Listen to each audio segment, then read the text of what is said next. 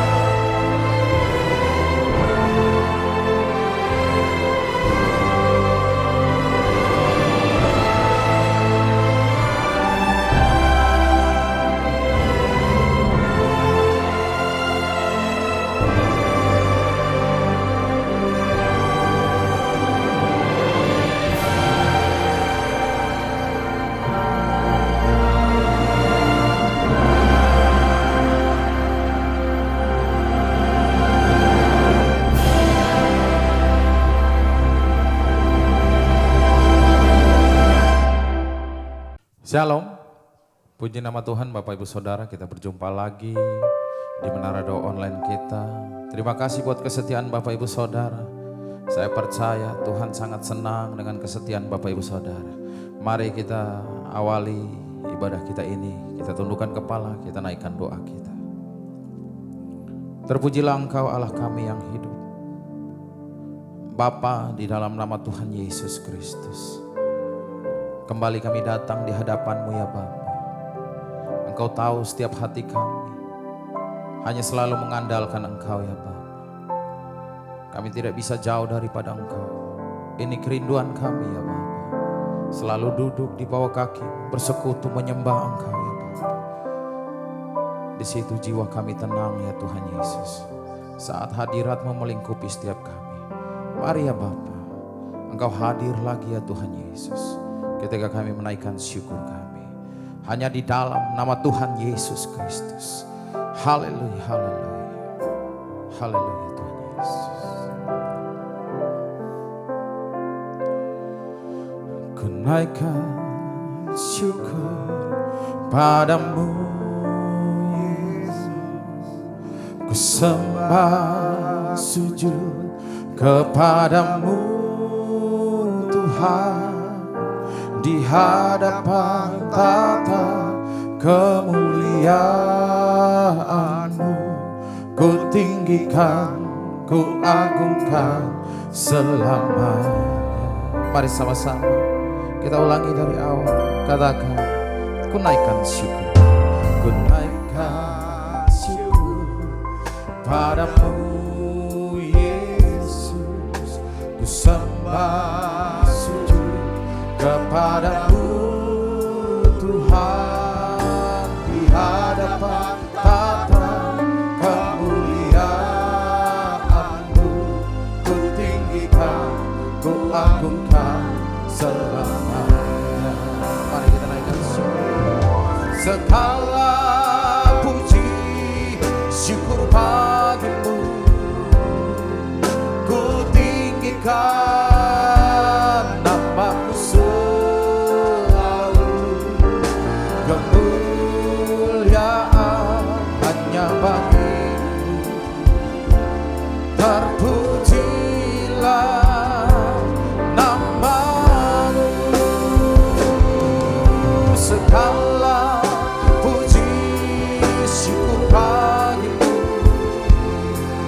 ku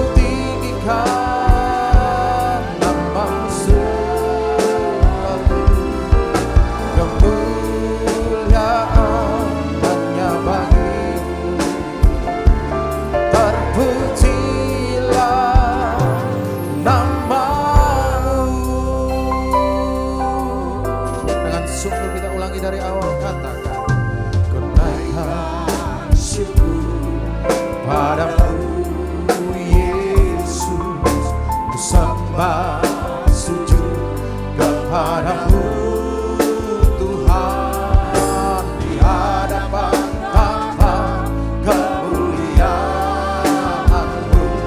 Ku tinggikan, ku agungkan selama. Mari kita naikkan syukur, kita nyanyikan segala puji syukur bagimu. Ku tinggikan namamu selalu, kemuliaan hanya bagimu. Terpujilah namamu, segala puji syukur bagimu. Ku tinggikan namamu selalu, kemuliaan hanya bagimu. Terpujilah namamu. Mari kita mulai naikkan doa kita. Ya Yesus, apapun yang terjadi dalam hidup kami akan tetap mengucap syukur kepada Engkau ya Bapa, karena kasih setiamu lebih dari hidup ya Tuhan. Sebab berkat-Mu selalu ada bagi setiap kami. Kami mengucap syukur untuk kami bisa bernafas ya Tuhan Yesus. Kami mengucap syukur untuk kebaikan-Mu ya Bapa. Kami rindu ya Bapa. Oh, segala puji syukur bagimu Yesus.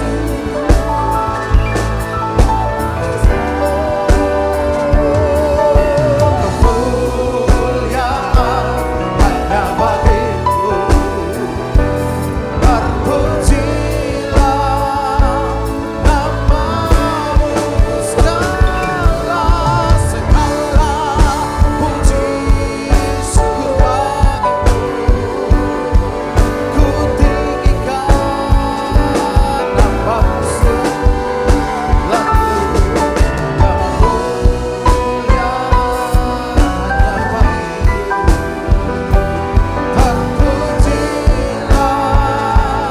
namamu,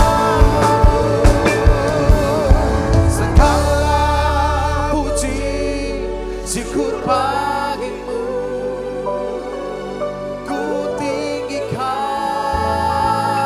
namamu selalu, kemuliaan hanya bagimu. Terpujilah namamu, segala puji syukur bagimu. Ku tinggikan namamu selalu, kemuliaan hanya bagimu. Terpujilah namamu.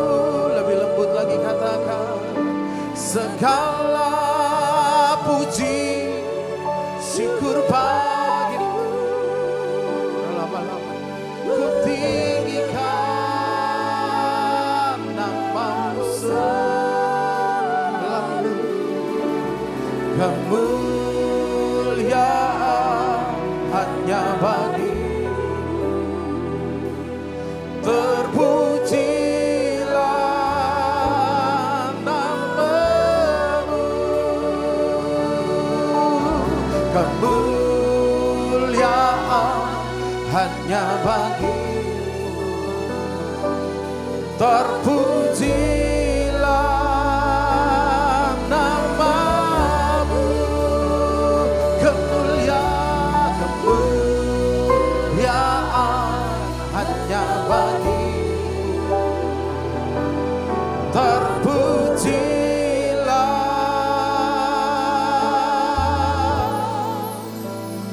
namamu.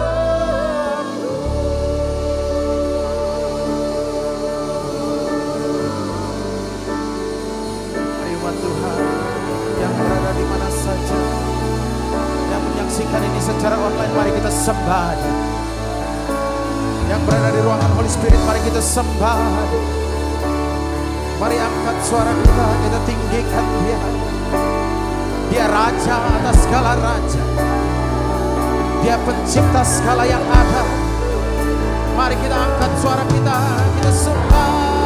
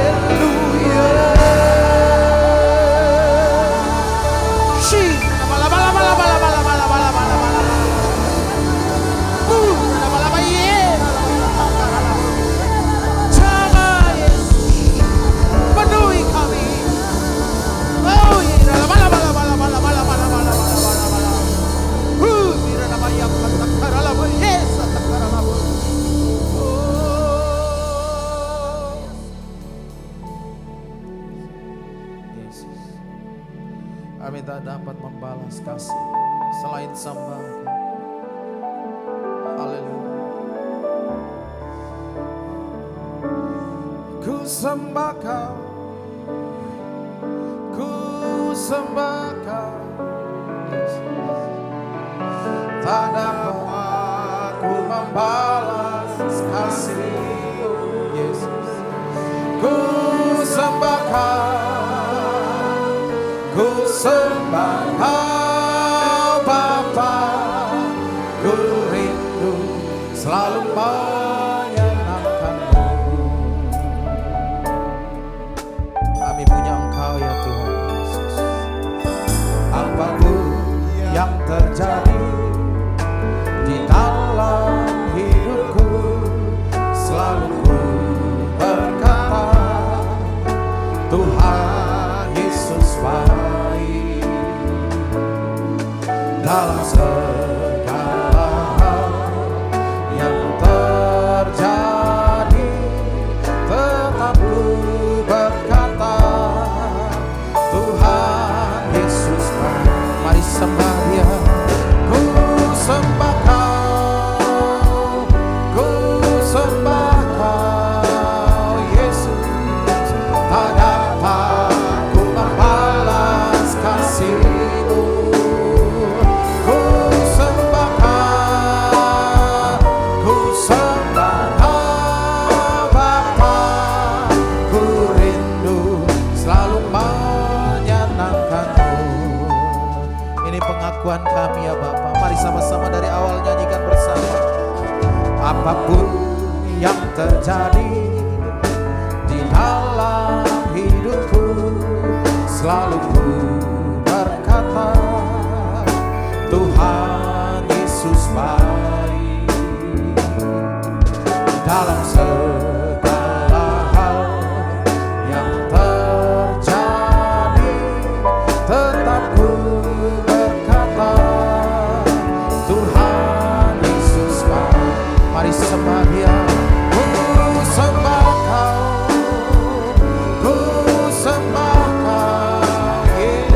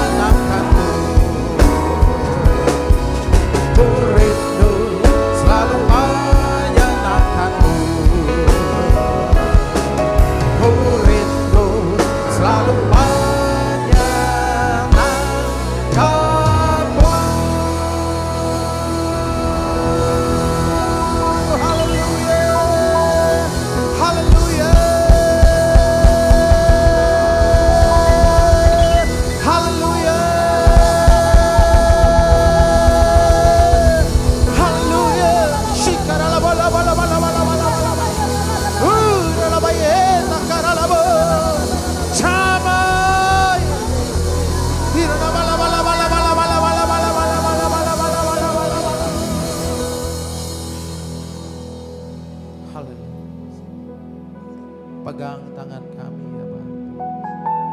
Jangan lepaskan kami. Amin. Oh, Bapa pegang tanganku. Bapa ku rindu selalu berada melihat senyummu Bapa, ku mengasihimu.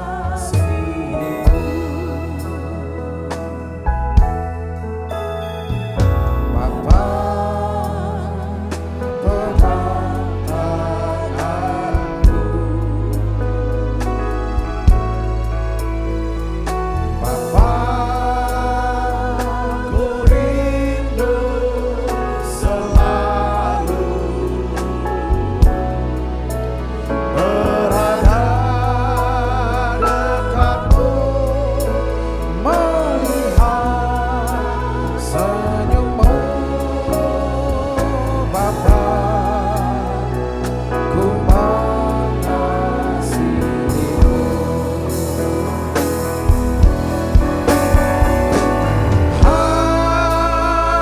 Hadiratmu, hadiratmu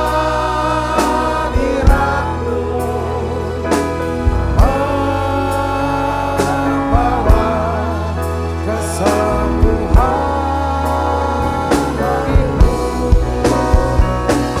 Hadiratmu, hadiratmu membawa kesembuhan.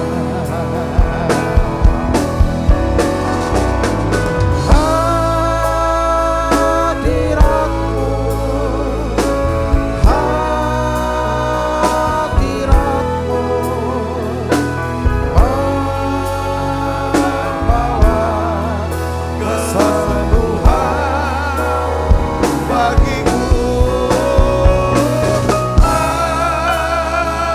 Hadiratmu, hadiratmu membawa kesembuhan.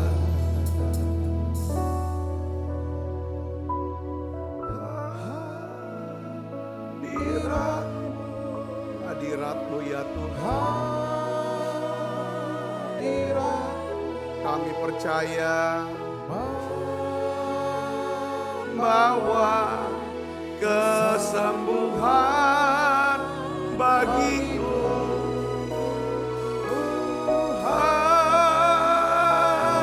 Hadiratmu, hadiratmu membawa kesembuhan. Hadiratmu ya Tuhan, hadiratmu ya Bapa.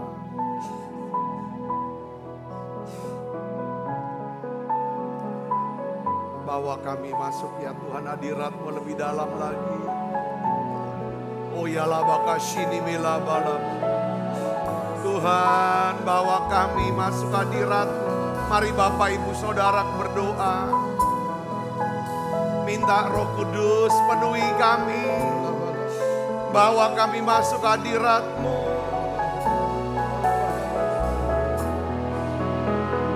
Hadirat-Mu memenuhiku.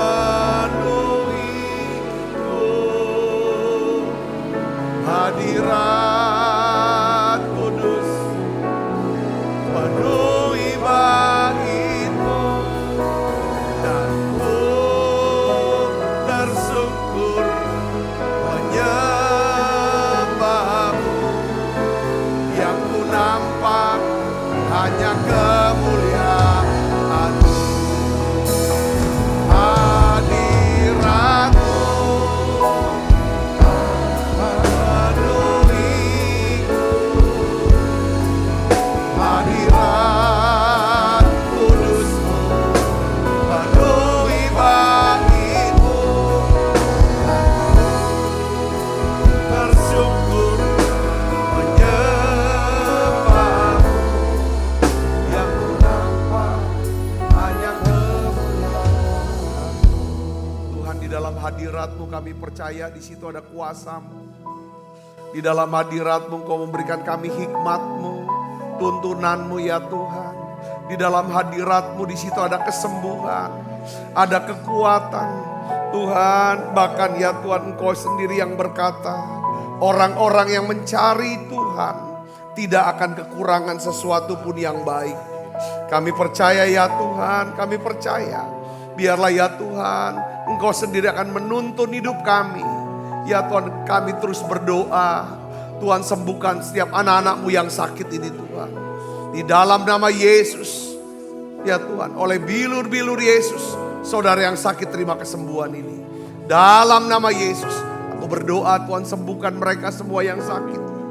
Tuhan, Kau membuka jalan, kesempatan buat setiap anak-anak-Mu untuk mendapatkan pekerjaan mereka, karir mereka, bisnis mereka ya Tuhan. Aku berdoa dalam nama Yesus Tuhan. Di masa-masa ini Tuhan, Kau janji Tuhan, Kau akan pelihara hidup kami. Nyatakan ya Tuhan kemuliaan. Nyatakan ya Tuhan kemuliaan atas hidup setiap kami. Berbicara secara pribadi buat kami. Dalam nama Yesus, semua kita yang siap menerima firman hati gembira, sama-sama katakan amin. Tangan yang meriah saudara. Silakan duduk kembali saudaraku. Shalom saudara. Saya ingin mengajak kita untuk belajar, merenungkan tentang hidup di dalam kekuatan atau kuasa kasih dan pemeliharaan Tuhan. Nah, hari-hari ini saudaraku, kalau kita dengar ya Tuhan, saudaraku ya kan, apa yang didiskusikan waktu hearing DPR dengan menteri, keadaan negara kita, saudaraku ya kan, mungkin beberapa saudara yang mengerti ini sepertinya kayak mengerikan, khawatir, takut saudara akan terjadi gelombang, ya pasti terjadi pengangguran yang mengalami peningkatan yang besar, di mana saudaraku anggaran negara ya kan, istilah efisiensi itu jadi pemangkasan ya, karena memang pengeluaran negara 10 tahun terakhir ini begitu hebat saudaraku. Kita tahu ya kan, utang negara sekian ribu triliun dikatakan dan lain sebagainya, dan ini kewajiban-kewajiban. Kita melihat secara ekonomi nampaknya kelihatannya sulit. Ya kan kalau kita lihat dengar, tapi satu hal yang saya terus doa sama Tuhan, beri kami hikmat Tuhan. Berikan kami kekuatan bagaimana kami bisa hidup ya kan, jalani hari lepas hari di dalam pemeliharaan Tuhan.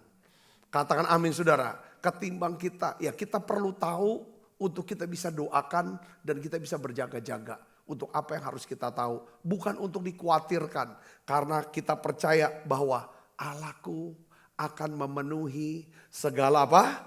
Keperluanmu menurut kekayaan dan kemuliaan dalam itu. Saya selalu perkatakan tiap hari saudaraku dalam hidup saya. Nah, hari ini saya akan bagikan saudara judul daripada khotbah kita, kekuatan kasih dan pemeliharaan Tuhan.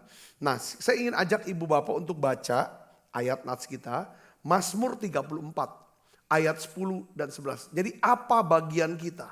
Apa yang harus kita lakukan? Mungkin beberapa yang rasa, oh saya sedang aman pak, tabungan banyak segala macam, saya nggak ada masalah. Tetapi saya ingin ajak saudara, ya kan, jadikan Tuhan sebagai sumber, ya, yang memelihara daripada kehidupan kita. Nah ini Alkitab katakan, Mazmur 34 ayat 10 dan 11, kita baca 1, 2, 3. Takutlah akan Tuhan, hai orang-orangnya yang kudus, sebab tidak berkekurangan orang yang takut akan Dia. Singa-singa muda merana kelaparan, tetapi orang-orang yang mencari Tuhan tidak kekurangan sesuatu pun yang baik. Jadi ada pengulangan dalam dua ayat ini saudara. Ayat 10 ya kan, sini dikatakan apa? Tidak berkekurangan orang yang takut akan Tuhan. Lalu di ayat 11, orang-orang yang mencari Tuhan tidak kekurangan sesuatu pun yang baik. Jadi ada dua hal yang kita nampak, takut sama Tuhan. Takut akan Tuhan itu apa sih sebenarnya? Kita bisa menghormati Tuhan. Kita segan sama Tuhan. Kita merindukan Tuhan. Ya kan, kita tidak mau menyakiti hatinya, tapi kita mau menyenangkan hati Tuhan. Itulah arti takut akan Tuhan. Saudara, kalau kita hidup bergantung, ya, bergantung. Kalau kita bergantung kepada Tuhan, maksudnya doakan terus. Doakan apa yang menjadi keperluan kita. Doakan apa yang menjadi rencana kita. Saudara, saya percaya kita akan melihat dan mengalami mujizat. Betapa ajaibnya Tuhan itu memelihara hidup kita dan mencukupi segala keperluan kita. Yang percaya katakan amin. Saudara mau ya kan melihat mujizat ini? Saudaraku, melihat Tuhan memelihara hidup saudara, anak-anak, keluarga kita, dan juga mencukupi segala keperluan kita. Saudara mau amin? Nah, saya ingin ajak saudara untuk bisa membuka pikiran. Ya sekali lagi saudaraku ya, bagaimana sih cara Tuhan memelihara hidup kita? Saudaraku Yesus Kristus, saya catat ada 3 hal paling tidak yang kita perlu renungkan. Cara Tuhan memelihara hidup kita. Yang pertama, saudara, Tuhan bisa memelihara kita melalui apa? Tangan manusia. Ya, artinya Tuhan memelihara kita lewat bantuan orang lain. Bantuan manusia. Saya mau sharingkan, kalau kita mau jujur, kita pasti sudah tahu semua siklus pertama ya dari kehidupan manusia saat dia lahir sebagai seorang bayi. Tuhan memakai siapa? Orang tua kita. Ya, untuk memelihara hidup kita dan mencukupi segala keperluan kita. Jadi Tuhan bisa pelihara kita lewat siapa saudara? Lewat bantuan orang lah, tangan manusia, lewat tangan manusia. Nah, itu waktu kita bayi kita sudah diajar Tuhan pelihara lewat manusia, yaitu orang tua kita. Tapi saya mau ngomong begini saudaraku. Coba saudara, kadang-kadang ada beberapa orang berkata begini. Saya ini sendiri loh. Kalau saya tua gimana? Siapa yang mau pelihara saya? Saya memang punya keluarga, punya anak. Tapi mereka punya hidup sendiri. Siapa yang akan urus saya nanti?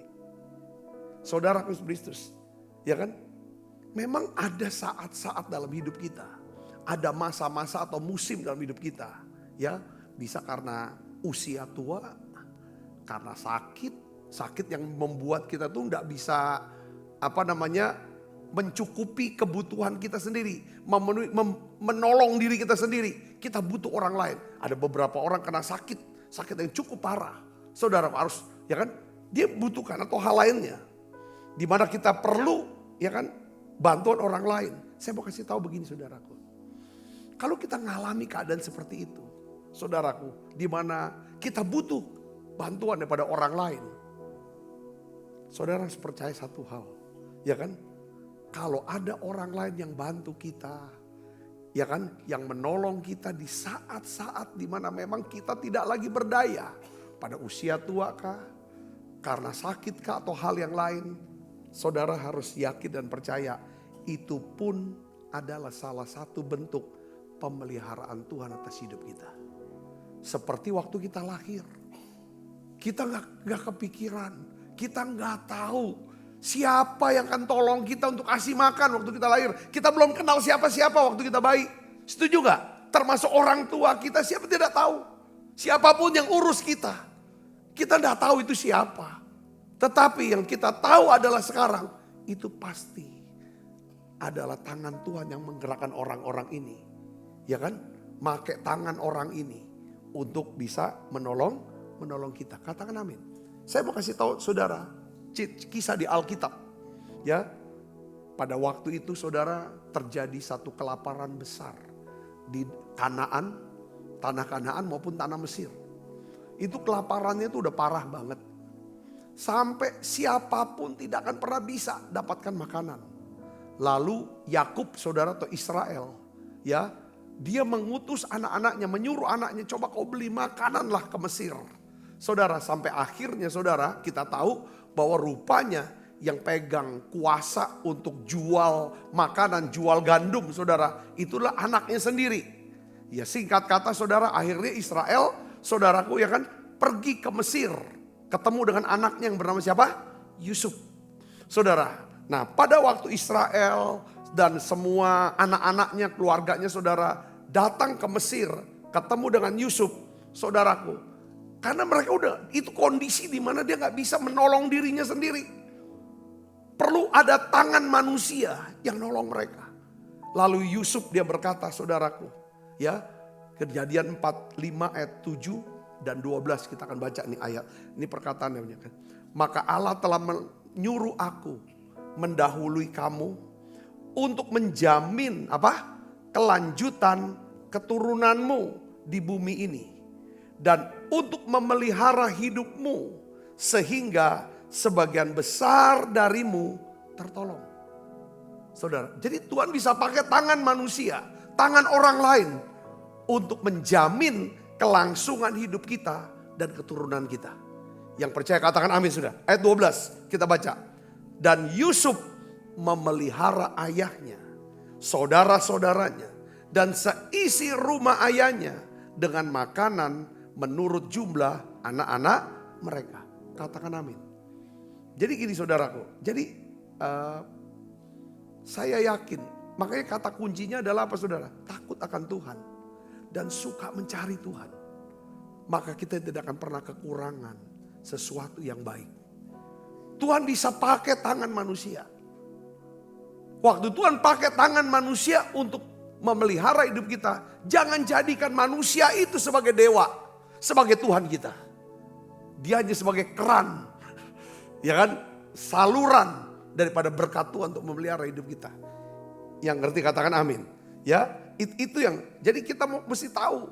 Betul dia yang tolong kita, betul dia yang rawat kita. Ya saudara, tetapi saudara, kita harus hormati orang ini yang mau dipakai oleh Tuhan. Katakan amin saudara.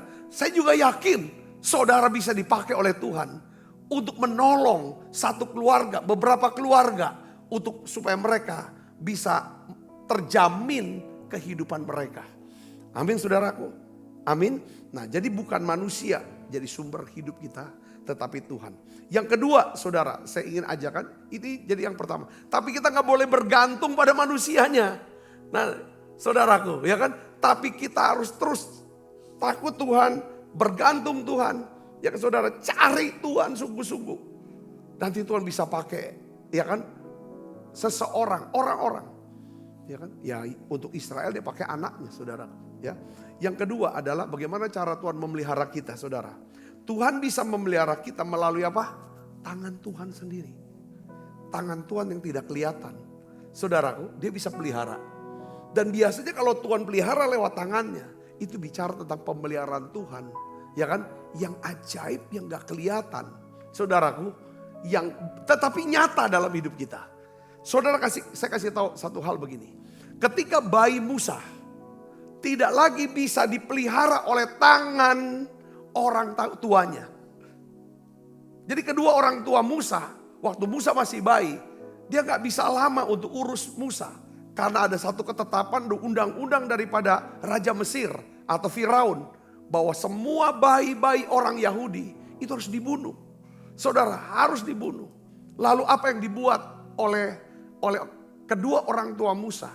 Saudara dia tahu dia tidak boleh mempertahankan, tetap memegang Musa untuk dia mau rawat. Saudara akhirnya apa? Dia lepaskan itu ke Tuhan, ke tangan Tuhan. Ya saudara, jadi saudara bayi Musa dilepaskan ke sungai Nil. Apa yang terjadi saudara? Ya kan ketika orang tuanya melepaskan Musa dari tangannya ke tangan Tuhan lewat saudara dia buat keranjang, alirkan ke aliran sungai Nil, maka Tuhan, tangan Tuhan menggerakkan hati putri Firaun untuk memelihara daripada bayi Musa. Katakan amin. Ada momen dalam hidup kita saudaraku. Ya kan? Sesuatu yang ada di tangan kita. Saudaraku, ini saatnya. Nggak bisa lagi kita urus. Nggak bisa lagi kita pegang. Itulah saatnya kita harus lepaskan itu ke tangan Tuhan. Kalau kita bisa lepaskan itu ke tangan Tuhan. Walaupun kita tidak tahu nanti gimana ini anak ini. Gimana usaha saya. Gimana keadaan saya. Dengar baik saudaraku. Kalau kita bisa percaya bahwa Tuhan itu sumber hidup kita. Di tangannya itu bekerja dengan cara yang ajaib. Saudara, saya yakin tidak akan pernah kepikiran buat orang tua Musa yang akan melihara anaknya kelak, yang akan membesarkan anaknya, yang sekolahin anaknya, yang kasih kesempatan untuk berkuasa di Mesir. Itu adalah Raja Mesir sendiri. Putri Firaun, tidak akan pernah berpikir. Ketika saudara, kadang-kadang ada hal-hal dalam hidup kita. Mungkin saya berpikir begini ya. Waktu saya masih musim dalam hidup saya untuk kuliah. Saya tuh berusaha keras supaya saya tuh tidak drop out dari sekolah. Walaupun berusaha keras. Tuhan bilang enggak, lepaskan genggaman tuh. Tek. Satu saya drop out di sini, Tuhan kasih satu sekolah yang lain. Yang saudara, sekolah yang lain, ya tanda kutip, ya saudaraku, saya berpikir inilah jalan untuk hidup kita. Dalam masa tertentu lagi, saya sudah kerja, pekerjaannya bagus. Saudara, Tuhan bilang, lepaskan itu. Lepaskan pekerjaan kamu untuk jadi seorang pendeta. Gembalakan di satu gereja ini, saudara. Pada waktu itu saya berpikir kalau aku lepaskan ke depannya gimana secara ekonomi. Tapi saudara, kalau Tuhan yang suruh, ada saat momen kalau kita orang yang suka mencari Tuhan, dia bisa berbicara kepada kita, apa yang di tanganmu tidak bisa lagi kau pegang, tidak bisa lagi kau urus. Lepaskan itu ke tangan Tuhan. Tuhan bisa apa saudaraku kan? Melakukan, ya kan? Jauh lebih banyak, lebih hebat daripada apa yang kita doakan dan pikirkan. Yang percaya katakan amin. Katakan amin, saudara. Ya kita lihat saudara, Kejadian 2 ayat 9 dan 10. Kita baca yuk. Maka berkatalah putri Firaun kepada ibu itu. Saudara, ibu siapa? Ya kan ibu itu. Musa. Bawalah bayi ini dan susukanlah dia bagiku. Maka aku akan memberi upah kepadamu. Kemudian perempuan itu mengambil bayi itu dan menyusuinya. Ini siapa sebenarnya ibu itu? Mamanya Musa sendiri. Saudaraku, ketika anak itu telah besar, dibawanyalah kepada putri Firaun yang mengangkatnya menjadi anak dan menamainya Musa, sebab katanya karena aku telah menariknya dari air. Saudara bisa bayangkan nggak? Seorang putri Firaun berbicara kepada seorang ibu Yahudi. Saudara dengar? Tadi pagi saya tiba-tiba turun untuk pewahyuan saudara. Kenapa kita perlu berdoanya begini saudara. Seperti doa Bapa kami. Bapa, ampunilah kesalahan kami. Seperti kami mengampuni orang yang bersalah kepada kami. Kenapa kita perlu minta diampuni kesalahan kita? Dan kita juga perlu mengampuni orang yang bersalah kepada kita. Karena Tuhan ingin saudara dan saya hidup damai dengan semua orang. Katakan amin. Mungkin orang itu menjahati, berkata jahat, berpikir jahat, melukai saudara, berbuat jahat. Terus yang seperti memusuhi saudara, memusuhi kita. Tetapi kita tidak boleh musuh sama dia. Kita posisi, dia kan sebenarnya kalau jalan kan musuh kan, tapi kita jangan. Kenapa? Karena ada masa tertentu, ada satu waktu tertentu di mana Tuhan bisa pakai tangan musuh untuk menolong kita, untuk memelihara hidup kita. Seperti halnya siapa saudara? Ibu Musa. Kalau misalnya ibu Musa, keluarga Musa nih, benci nian, memusuhi nian orang Mesir yang sudah membuat mereka bangsa jadi budak, pahit-pahit, sekecewa-cewanya. Ketemu Rai putri Firaun dah galak. Betul gak? Kadang-kadang kita menutup keran, saluran yang Tuhan mau alirkan karena kita mau putusin hubungan dengan orang-orang ini. Saudara bisa mengerti, katakan amin. Ya, jadi saudara, setelah Musa sudah besar, segala macam berjalan, Musa, saudara. Lalu muncul satu hal apa saudaraku? Bangsa Israel udah gak bisa lagi. Ya saudaraku, tinggal di Mesir. Akhirnya Tuhan utus Musa membebaskan bangsa Israel keluar dari Mesir. Ya, akhirnya mereka tiba di padang gurun. Di padang gurun saudara gak bisa kerja, gak bisa buat apa-apa. Itulah satu kondisi di mana kerja apapun gak akan pernah bisa dapat hasil. Bukan malas, tetapi itulah saat di mana mereka hidup hanya bergantung kepada pemimpin mereka Musa. Dan bergantung kepada siapa? Kepada Tuhan. Itulah di masa di mana dalam hidup kita, saudara, bukan tangan manusia, tapi tangan Tuhan yang bekerja. Bagaimana Tuhan memelihara mereka? Saudara, dengan tangannya sendiri. Tuhan memberikan apa? Mana.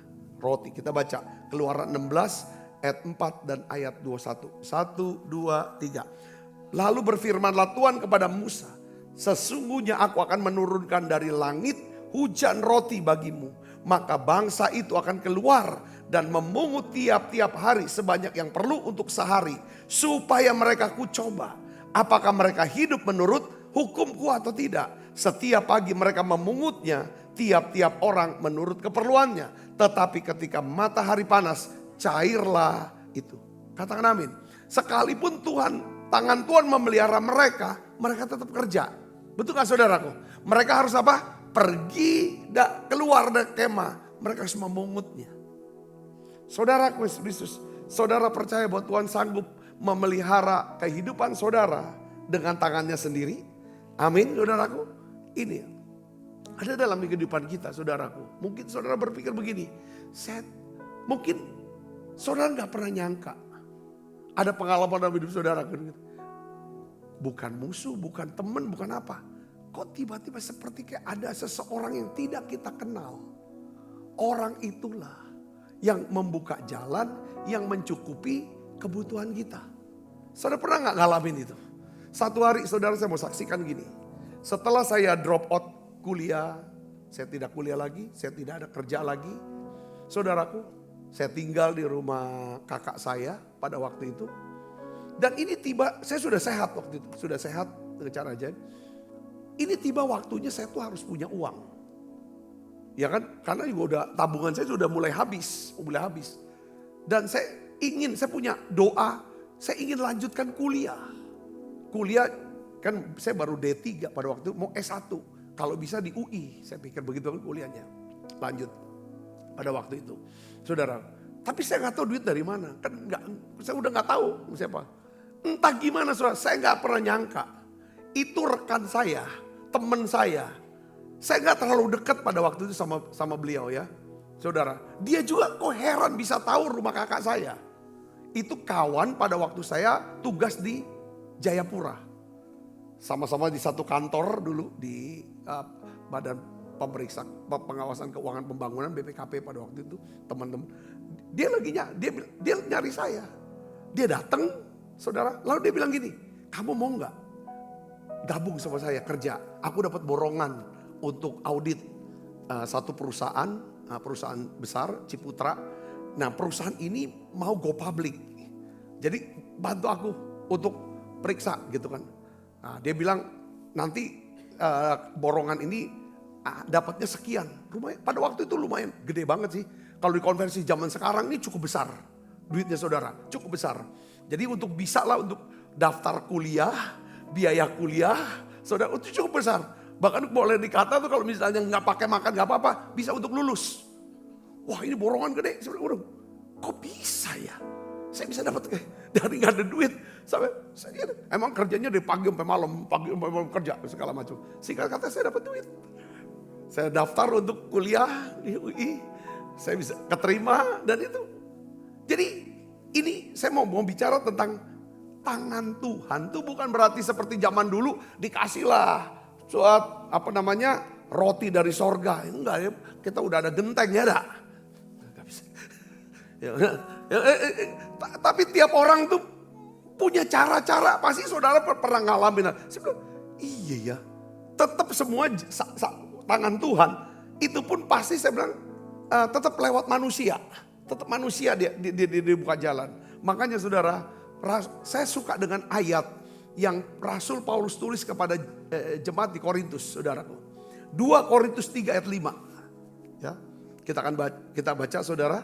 Ya, 1, 2, 3. Dengan diri kami sendiri, kami tidak sanggup untuk memperhitungkan sesuatu seolah-olah pekerjaan kami sendiri. Tidak. Kesanggupan kami adalah apa? Pekerjaan atau perbuatan Allah. Katakan amin. Ini bicara. Jadi pikir coba saudara, ingat. Katakan baik-baik. Segala kebutuhan saya telah disediakan Allah di kayu salib. Segala kebutuhan saya telah disediakan Tuhan di kayu. Segala kebutuhan saya telah disediakan Allah di kayu. Segala kebutuhan saya berada di dalam nama Tuhan Yesus Kristus. Allahku akan memenuhi segala keperluanmu menurut kekayaan dan kemuliaannya dalam Kristus Yesus. Yang percaya katakan amin. Saya percaya Allah turut bekerja dalam segala sesuatu untuk mendatangkan kebaikan bagi saya yang mengasihi Tuhan dan bagi saya yang mau hidup sesuai dengan rencana Tuhan. Katakan amin saudara. Katakan amin. Jadi tangan Tuhan tuh begini, kalau tangan Tuhan bekerja ya dalam hidup kita, itu tandanya tangan Tuhan itu apa saudara? Kita bisa dapatkan kebaikan Tuhan yang tidak pernah kita duga sebelumnya untuk memenuhi apa? Kebutuhan kita, bukan keinginan kita ya. Yang ngerti katakan amin saudara. Ini tangan Tuhan. Yang ketiga saudara, ini penting. Tuhan bisa pelihara kita lewat apa? Tangan orang lain, tangan manusia. Yang kedua lewat tangan Dia. Yang ketiga adalah Tuhan memelihara kita melalui apa? Perbuatan tangan kita sendiri. Ya, ini penting. Waktu orang Israel saudara sudah tiba di tanah Kanaan, Alkitab katakan mana yang tiap hari turun selama 40 tahun itu langsung berhenti. Dan sejak hari itu Alkitab katakan ya saudara di kitab Yosua, orang Israel tidak lagi makan mana, tapi mereka makan hasil dari tanah Kanaan itu. Bagaimana caranya makan hasil dari tanah Kanaan? Ya harus kerja, harus nabur, saudara, cangkul nabur, tungguin sabar untuk hasil tuaian. Nah, di perjanjian baru itu ada satu ayat saudara, ini pesan penting buat orang Kristen. Ya, ayat ini rupanya dipakai juga untuk orang-orang barat rupanya ya. Saudaraku, ya saya baru tahu ayat ini dipakai untuk orang barat. Makanya katanya khususnya orang-orang Belanda ya zaman dulu, kalau cerita gitu kan, orang Belanda. Kata kalau orang Belanda, dia pegang ini ayat ini. Saudara, coba baca sama-sama yuk. 2 Tesalonika 3 ayat 10 sampai 12. Kita baca yuk. 1, 2, 3. Sebab juga waktu kami berada di antara kamu, kami memberi peringatan ini kepada kamu. Baca yang keras. Jika seorang tidak mau bekerja, janganlah ia makan. Kami katakan ini karena kami dengar bahwa ada orang yang tidak tertib hidupnya, tidak bekerja, melainkan sibuk dengan hal-hal tidak berguna. Maksudnya zaman sekarang ini gini, dia tuh tidak tertib hidupnya, bangunlah siang, tidak mau kerja, ya kan? Kalau misalnya bangun, ya kan ngopi, ngomongnya politik, terus ngomong-ngomong omon-omon, dari pagi sampai omon-omon itu saudara. Nah ini ditegur sama Paulus. Aku tahu ini. Ada yang suka omon-omon saja. Ini tidak boleh, hidupnya gak tertib. Ayat 12 baca sama-sama. 1, 2, 3. Orang-orang yang demikian kami peringati dan nasihati dalam Tuhan Yesus Kristus. Supaya mereka tetap tenang melakukan pekerjaannya. Dan dengan demikian makan makanannya. Ayat ini jadiin orang Belanda. Makanya kalau katanya saudara, kalau kita mau bertamu ke rumah orang Belanda, pas jam makan siang atau jam makan dia saudara, ya kan? Dia bukain pintu, dia makan gak tawarin gitu. Karena kita harus makan makanan kita sendiri. Jangan makan makanan orang lain. Itu aku baru tahu. Kenapa kalau dia makan katanya? Tidak bisa, dia bilang kalau kita datang ke rumah orang Belanda. Ya kan dia makan-makan, orang bule makan-makan, dia bilang itu. Karena ini dasar firman-Nya. Dengan demikian makan makanannya sendiri, bukan makanan orang lain dimakan. Makanya saya juga heran kenapa sih orang Amerika kalau anak umur 17 tahun dia harus keluar. Kalau dia tetap tinggal di rumahnya harus bayar sewa sama orang tuanya. Itu saudara, makanya kan banyak mereka kuliah bukan dibayar orang tua, dia dapat kredit pinjaman dari universitas. Nanti kalau dia lulus dapat kerja, nyicil. Saudaraku, jadi semua bicara tentang ini penerapan firman, gak tahu bener apa enggak lah firman. Ada baiknya ada enggaknya gitu. Tapi kalau kita kan orang timur saudara, ya kan anak kita, lah jangankan umur 17, 71 masih tinggal di rumah gitu, aduh. Ya dah, masih tinggal lah anaknya, cucunya saudara. Ya saudara, karena kita enggak hayati 2 Tesalonika 3. Jadi filosofinya adalah suruh kerja. Kau sudah 17 tahun, sudah dewasa, kau harus kerja, kau makan makananmu. Jangan makanan mama papa lagi.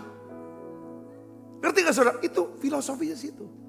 Makanya nanti saudaraku ya kan, setelah mama papanya lah tua, ya kan urus dewe kau. Anak udah ada kewajiban untuk urus orang tuanya yang sudah tua renta. Mereka tinggal di mana? Ini urus sama pengasuhnya atau ke panti jompo. Nah ini kita cerita di luar itu ya saudara. Tapi maksud saya adalah ya kan pemeliharaan Tuhan. Tuhan tuh ada hal yang baik sebenarnya. Ya saudara, kita harus makan makanan kita sendiri. Ya kan untuk kita. Tetapi kita boleh beri makan orang lain. Yang ngerti katakan amin saudara. Itu prinsipnya di sana. Jadi Alkitab mengajarkan kita siapa tidak bekerja tidak makan. Jadi di sini dia pakai istilah gini, kita harus hidup tenang dengan bekerja. Supaya kita bisa makan makanan kita sendiri. Konsepnya itu filosofinya. Nah sekarang pertanyaan begini, saya mau bagikan gini saudara. Oke, saya akan kerja. Bagaimana bekerja menurut kehendak Tuhan? Supaya hidup kita bisa makarios. Berhasil, beruntung, berbahagia. Jangan dompleng, saudaraku. Nggak bisa makan makanan orang lain, makanan anak, makanan orang tua segala macam. Saudara tenang, dia ada banyak uang. Nanti kita nah, Tuhan ajar kita harus bekerja. Bagaimana bekerjanya? Saya tulis begini saudara. Kita harus bekerja di dalam anugerah. Bekerja dalam anugerah itu artinya apa? Bekerja sesuai dengan apa? Kebenaran firman Tuhan. Bekerja sesuai dengan kehendak Tuhan. Ada beberapa orang yang bekerja di luar anugerah Tuhan. Atau bekerja di luar kehendak Tuhan. Ya kan? Dampaknya apa saudara? Saya ngomongnya umum ya. Orang yang bekerja di luar anugerah Tuhan. Bekerja tidak di dalam kebenaran firman atau kehendak Tuhan. Maka pekerjaan itu, ya kan? Kalau kita ambil pekerjaan itu akan membuat kita, keluarga kita mengalami berbagai macam penderitaan dan kesusahan. Jadi pekerjaan anugerah itu apa Pak? Ya kita ambil kerjaan yang buat pertama hubungan kita sama Tuhan jauh. Itu di luar kehendak Tuhan. Di luar anugerah. Yang kedua, pekerjaan ini membuat hubungan kita bukan sama Tuhan jauh, tapi membuat hubungan kita sama keluarga jadi jauh. Hidup di luar, bekerja di luar anugerah artinya apa lagi? Lah ini pekerjaan, kita cuma dapat duitnya doang. Tapi ini membuat kita menderita, merugikan. Bukan cuma diri orang lain, tapi juga masyarakat. Saudara bisa definisikan kerja apa? Oh mungkin apa ayo apa? Jawabannya ada yang jawab, jualan narkoba Pak. Ya dah, kedua ya kan, meres orang. 3, ya kan, banyak pekerjaan-pekerjaan di mana kerjaan aku ada apa? Mencuri. Banyak pekerjaan di luar bisa dapat, tapi ini akan merugikan. Saudaraku, Tuhan mau kita bekerja. Saudaraku, ya kan, yang dimana pekerjaan ini dan hasilnya, ya kan, tidak membuat kita dan keluarga kita mengalami penderitaan. Ya kan? Tetapi Tuhan bisa membuat lewat pekerjaan ini kita bisa berhasil, beruntung dan berbahagia makarios. Katakan amin. Ya, pekerjaan sesuai dengan kehendak Tuhan itu pekerjaan yang diberkati. Coba lihat Amsal 10 ayat 22. Kita baca sama-sama. 1, 2, 3. Berkat Tuhanlah yang menjadikan kaya. Susah payah tidak akan menambahnya. Saudara kerja aja kerja. Kerja yang jujur, kerja yang benar. Bahwa pekerjaan yang saudara kerjakan ini akan punya dampak, ya kan, yang baik untuk diri saudara, keluarga dan orang lain. Saudara kerjakan ini. Itu namanya saudara bekerja dalam anugerah, bekerja dalam kebenaran. Saya sudah sharingkan, saya mau ingatkan lagi saudara. Kalau kita bekerja atau kita hidup dalam kebenaran, maka jalan hidup kita, saudara tahu apa kan? Saudara, itu akan naik dan tidak turun. Alkitab katakan saudara, kebenaran meninggikan derajat bangsa. Betul saudara? Kalau saudara dan saya bekerja atau hidup dalam kebenaran, derajat saudara pelan-pelan itu akan diangkat oleh Tuhan. Yang percaya katakan amin. Ya saudara, tetapi kalau kita tidak bekerja atau tidak hidup dalam kebenaran, itu dosa. Itu akan jadi noda, jalannya turun. Beberapa hari yang lalu saya berikan contoh tentang siapa? Saudaraku, tentang Yusuf. Tentang anak yang hilang. Yusuf dia bekerja atau hidup di luar daripada anugerah, di luar dari panggilan Tuhan, kehendak Tuhan. Dia ngalami turun. Pertama turun ke kota Yafo. Turun kemana saudara? Ke kapal. Dari kapal turun ke ruangan paling bawah di kapal. Dari situ turun ke laut. Dari ke laut turun ke dasar samudra dibawa oleh ikan besar. Tetapi Tuhan adalah Tuhan yang baik. Dia terus cari Yunus. Akhirnya Yunus bertobat. Yunus berseru pada Tuhan. Meminta saudara pemulihan, pengampunan. Dan dia mau hidup sesuai dengan kehendak Tuhan, rencana Tuhan. Akhirnya apa saudara? Tuhan angkat Yunus. Bukan cuma naik sampai ke tepi pantai. Hidupnya sampai hari ini menjadi kesaksian, menjadi pelajaran buat setiap orang. Katakan amin. Hidup dalam saudara di luar kehendak Tuhan, hidup di luar anugerah Tuhan, hidup dalam dosa, turun. Tapi hidup sesuai dengan panggilan Tuhan, rencana Tuhan, hidupnya akan naik. Katakan amin. Contoh, Yesus kasih perumpamaan tentang seorang apa? Seorang anak bungsu. Ya kan? Yang pergi ninggalkan rumah ayahnya. Yang jauh dari ayahnya. Alkitab katakan saudara, si bungsu ini, saudaraku, mengalami apa? Kemerosotan. Hidupnya turun. Di luar anugerah turun, dia kerja. Saudaraku, apanya yang turun Pak Sabta? Pertama kehidupan rohaninya atau moralnya merosot. Alkitab katakan ia memboroskan harta miliknya dengan hidup berfoya-foya. Merosot saudara moralnya. Ditambahin sama si sulung bilang berfoya-foya dengan para pelacur.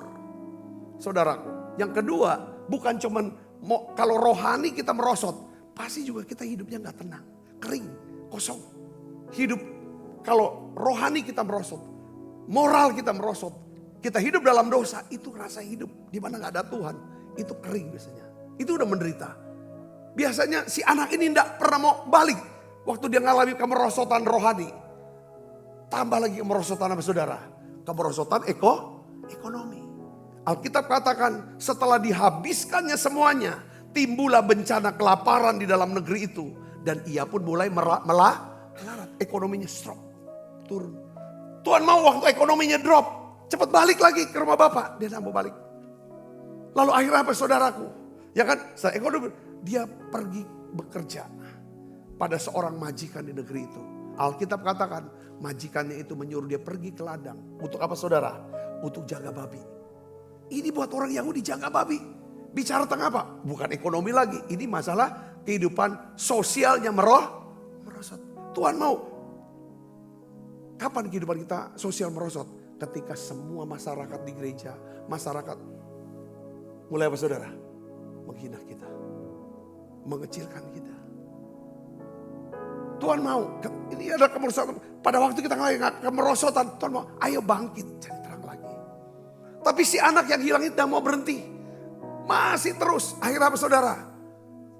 Alkitab katakan, dia ingin mengisi perutnya dengan ampas. Perut bicara jasmani. lapar. Saudaraku, menjadi makanan, ya kan, mengisi dengan ampas yang menjadi makanan babi itu. Tetapi tak seorang pun yang memberikannya kepadanya. Kehidupan jasmaninya merosot. Apa maksudnya kehidupan? Saudara, ketika kehidupan jasmani merosot, baru anak ini sadar. Kapan jasmani kita merosot? Apa artinya? Waktu kita ngalami sakit. Makannya cuma ampas yang bisa. Kadang kita sakit kan, yang kita makan bukan lagi makan yang biasa, betul gak? Nggak ada orang lagi sedang sakit berat. Coba-coba makanan pagi sore doang. Budi Baraso udah coba. Nggak ada. Ya kan? Saya bilang udah kasih itu Budi Baraso. Oh udah bisa. Cuman makannya ampas. Saudara, pada waktu dia mau makan ampas babi pun nggak ada. Itu keadaan sakit. Kadang-kadang rohani kita drop. Kita nggak mau balik. Ekonomi drop. Beberapa mau balik. Beberapa tidak mau balik. Kehidupan sosial drop. Orang sudah singkirkan dia segala macam. Mestinya balik. Nggak balik. Sakit. Baru balik. Kalau anak ini sakit balik. Beberapa orang bagi rohaninya ini dia balik. Atau ekonomi ini baru balik. Ya saudara bertobat segala macam. Saudara Kristus, saya mau kasih tahu satu hal. Bekerja, soal bekerja. Saudara, bekerjalah dalam anugerah Tuhan. Katakan Tuhan bisa pelihara hidup kita lewat pekerjaan. Pekerjaan yang apa Tuhan? Pekerjaan tangan kita. Tapi kalau kita bekerja sesuai dengan apa? Firman Tuhan. Kebenaran, kehendak Tuhan. Saya berdoa hidup saudara dipelihara oleh Tuhan.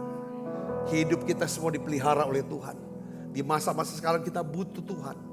Kita butuh Tuhan. Kita minta hikmat Tuhan. Ya kan? Yang pertama Tuhan bisa pelihara kita lewat siapa saudara? Lewat tangan manusia. Yang kedua lewat tangan Tuhan. Yang ketiga lewat tangan kita. Dengan cara kita bekerja. Ya, supaya kita bisa makan makanan kita sendiri. Yuk kita bangkit berdiri, kita akan berdoa.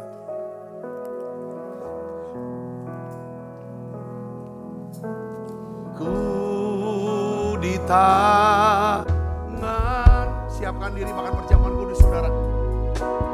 Ku di hatimu, di pikiranmu, di rencanamu, tak pernah ku sendiri.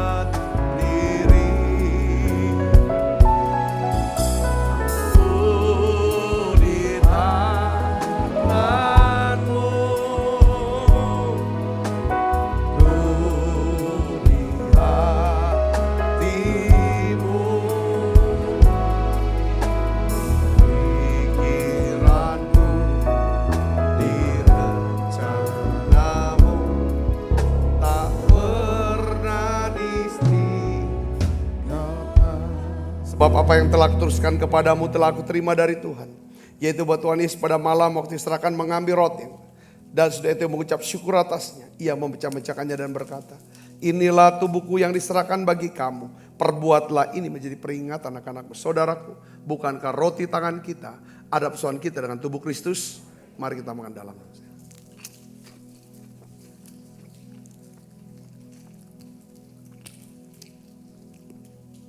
Angkat cawan. Demikian juga mengambil cawan. Sesudah makan lalu berkata, cawan ini perjanjian baru dimeteraikan darahku. Perbuatlah ini setiap kali kamu meminumnya menjadi peringatan anak-anakku. Saudaraku, bukankah cawan perjanjian ini yang atasnya kita ucapkan syukur ada persoalan kita dengan darah Kristus? Mari minum dalam namanya.